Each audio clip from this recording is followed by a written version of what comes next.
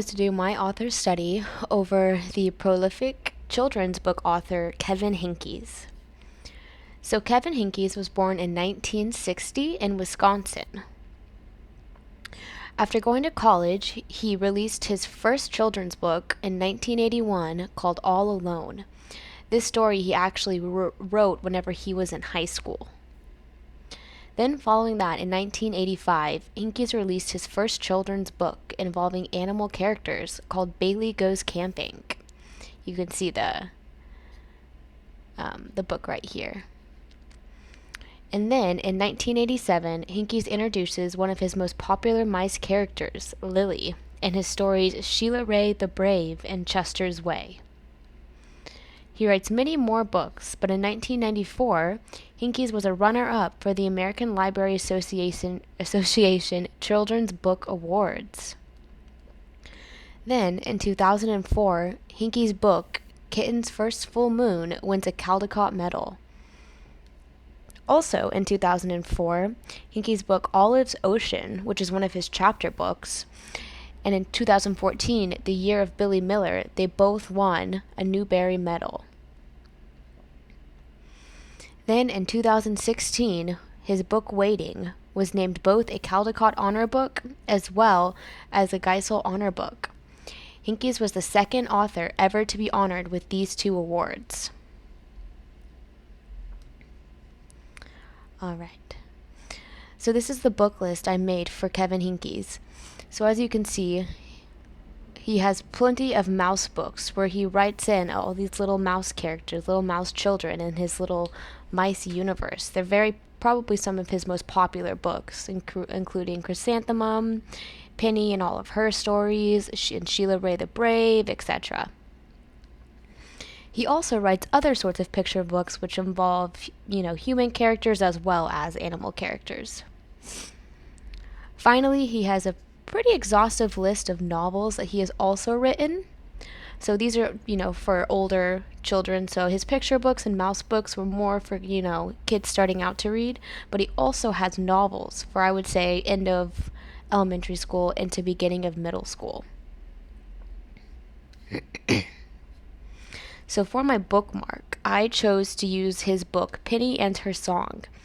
So you can see I can use some of the art that he has that sort of borders his cover, and I use that to border the bookmark. And then this is Penny right here. And I decided to use the slogan, Meet Penny, the sweet and curious mouse. I felt like this would intrigue a lot of the younger kids, because curiosity is something that, they probably experience a lot in their lives.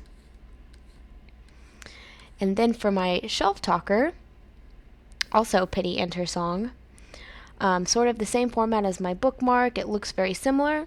However, I added this little synopsis right here of the story, where I say, Penny is quite the creative mouse, and when she comes up with her very own song, she is dying to show her family. But when her family seems to be too busy to listen, she must find other ways to showcase her talent. Eventually, she is able to show her family who join in on all the musical fun. I really feel like this synopsis was going to really attract younger students who might be interested in music, and especially this picture here too with the musical notes, and you can see Penny is singing. And then, so for my read-alikes. I did books that weren't, by Kevin Henkes himself. So for Penny and Her Song, I chose the book Splat the Cat Sings Flat. And this sort of goes along with the same notion of, Penny and Her Song being about music. So I figured that if kids maybe chose this book because they were interested in music, that maybe they would also like Splat the Cat Sings Flat. And also, it's, as you can tell in Splat the Cat Sings Flat, that it rhymes. And I feel like Kevin Henkes in his Penny books, he has a very nice cadence or flow with his text. So I felt like it went together pretty well. And then for Penny and Her Doll, I did the Berenstain Bears' New Kitten, just because Penny is a new doll.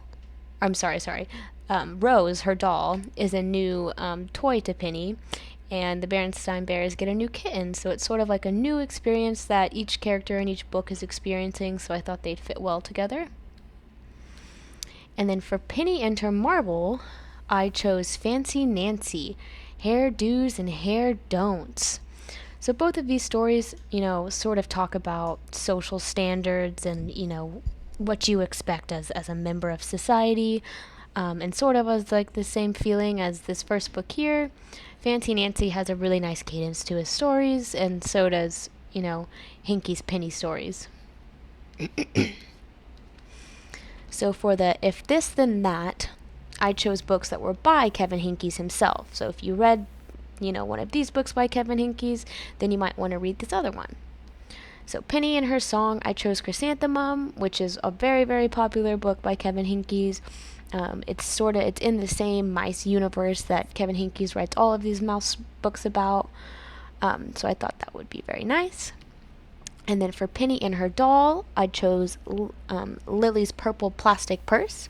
Same thing, same mouse universe, and it's sort of about a material object. So, Penny gets a new doll, Lily gets this purple plastic purse. And then for Penny and Her Marble, I chose Sheila Ray the Brave, mainly because Sheila Ray the Brave is an extremely popular book. It deals with Lily also. Very popular book by Kevin Henkes.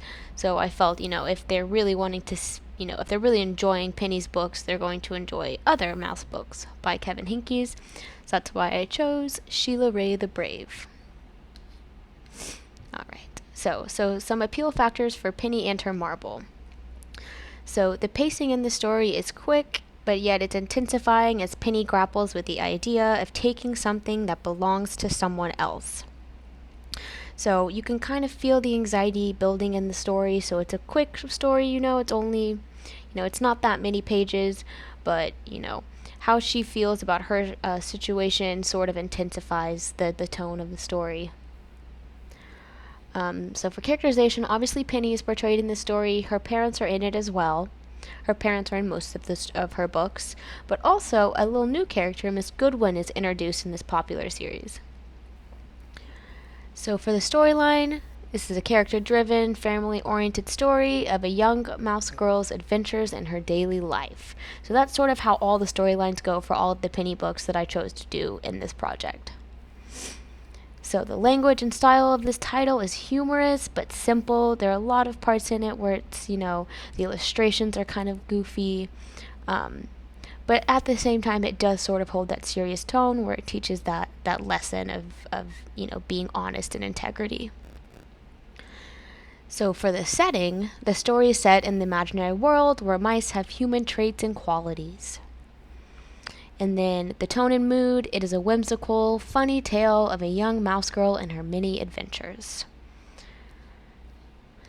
Now for the next one, for the appeal factors for Penny and Her Doll, very, very similar to Penny and Her Marble, obviously a bit different, but also, same series, same character, so a lot of very similar traits. But again, the pacing is quick, it's compelling though, because, you can see and feel how Penny is struggling to think of a name for her new doll.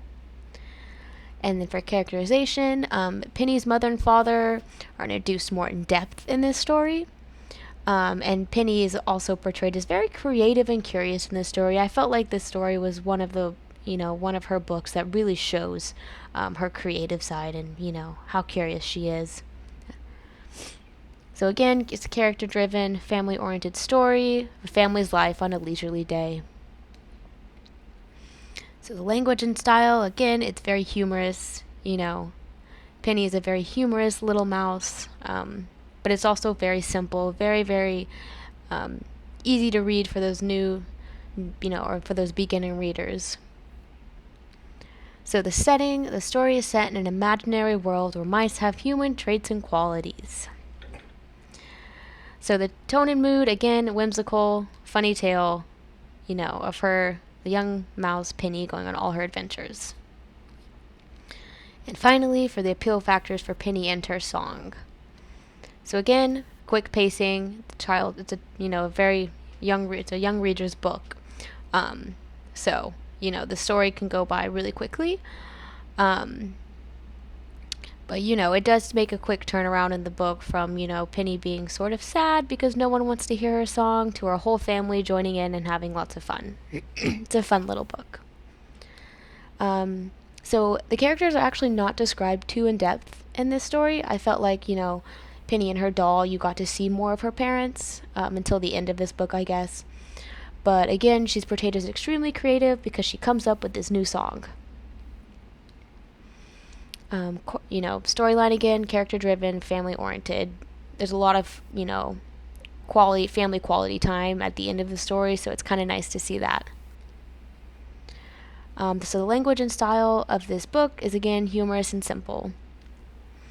And it's, set in the same world as the other two books, Kevin Henkey's mice universe that he's created, where mice have those human traits. And it's again whimsical, funny tale of a young mouse girl and her many adventures. So I've already gone over the graphic of Kevin Henkey, sort of the timeline of, when he was born and his books and awards that he's gotten throughout the years. He's a very accomplished writer. So my annotated bibliography. For this graphic here, I used this website. It's from the Educational Book and Media Association, which I've actually never been on this website, but it was quite interesting. But it gave a very nice synopsis of Henkey's early life, education, career, and awards. I got a lot of information from this site. I really enjoyed it. I'm glad I stumbled upon it. And yeah, it also has a good write-up on, how he evolved, how his characters evolved, from him starting out being a children's writer till now. And they also updated a lot, which is really nice as well. So I also used his official website. His official website really fits sort of the theme of his books. So I thought that was nice. And it also just, if you want to know anything about him, you can find it on his website. What I also thought was cool is he also provides materials and lesson plans for educators. So he provides activities and other stuff like that that teachers or educators can go look at, if they're going to use any of his books in their lessons. And then obviously I have Penny and her doll, where Penny gets a new doll from her grandma and she can't decide what to name it. So she goes on a quest around her house trying to find inspiration for her doll's name, which she eventually settles on Rose. And then Penny and Her Song is a fun little book. It's just about Penny coming home one day from school with this new song she's made up, and she's so excited to show her family. But her mother's too busy at the moment. Her father is as well, and her baby siblings are a bit too young to understand, what she's saying or singing. So she doesn't get much satisfaction from that. But all in all, eventually they end up, before they go to bed, they all end up in the living room singing and dancing along to the song, and it's a great time. And then finally, Penny and Her Marble is about where Penny finds this blue shiny marble in her neighbor Miss Goodwin's yard. And she takes it, but then she gets super anxious just about taking something that wasn't hers. And so she struggles with that through the rest of the day and the night. And she wakes up the next morning and she's like, she decides that she needs to go put it back because it wasn't hers to take. And when she goes to go return it, she finds Miss Goodwin outside where the marble had been. And Miss Goodwin tells her that actually she had put it there for someone to take it and to enjoy it themselves. So I thought this book really, teaches a lot of just sort of life lessons to young readers, about being honest and having integrity, and also just have how to deal with having anxiety and stuff like that. And that is essentially it. Just real quick, all three of these books, these Penny books, mainly for kids in pre-K to about 3rd grade. It's very, very basic beginner level books. But they're very sweet. I think they teach a lot of lessons. They're picture books, so you have, visual literacy along with, reading, which really helps enhances their comprehension. So overall, I really enjoyed Kevin Henkey's stories and him as an author, and I would definitely check him out.